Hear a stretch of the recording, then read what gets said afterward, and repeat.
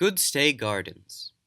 Considered by local historians to be one of 6 historically significant gardens established during the golden age of garden making in the Brandywine Valley, Goodstay is cousin to Winterthur, Nemours, Mount Cuba, Gibraltar, and Longwood, all branches of the same horticultural family tree. Now entrusted to the University of Delaware, the gardens are located on the grounds of the Green Hill Country Estate, the earliest references to which date to the mid-1700s. Ownership of Green Hill passed in turn from Swedish colonists to a revolutionary officer, to a prosperous farmer, to a Civil War military surgeon, and in the mid-1800s, to the family of distinguished artist Howard Pyle.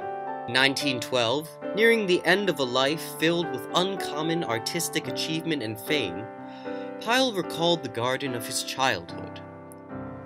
In front of the house was a grassy lawn with a terraced bank. I used to roll over and over down that bank in the soft, warm grass on a summer's day. And there was a little grove or park of trees to one side, and beyond you could see the turnpike road. I remember that every now and then there would be a train of Conestoga wagons that would pass along the high road in a great cloud of dust, carrying lime from Lancaster County in Pennsylvania. On the other side of the house, to a little distance, was a garden of old-fashioned roses and sweet shrubs that filled the air with fragrance when they were abloom. And there were beds of tulips and daffodillies, and there were graveled walks edged with box, and a greenhouse of shining glass at the lower end of the garden. And there was a wooden summer house at the end of one of the gravel walks.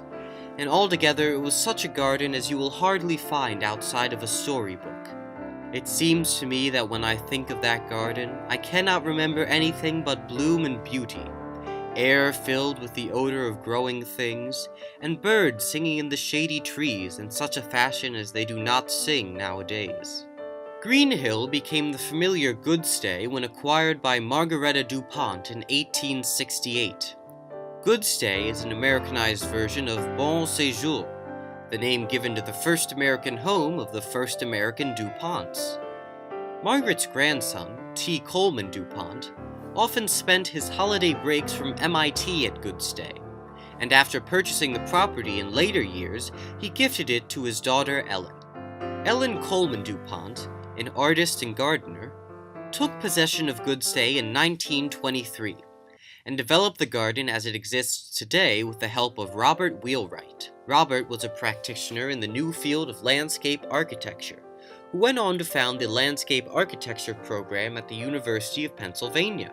His fascination with the forms and structures of the popular Colonial Revival style of garden building at the turn of the century was complemented by her artistic understanding of color and light. Together, Ellen and Robert refined and expanded the historic garden that we know today.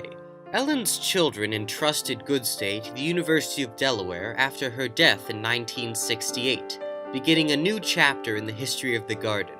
In 1987, local philanthropist Helen Eliason first discovered the declining gardens of Goodstay and began a vigorous campaign to restore Ellen and Robert's vision.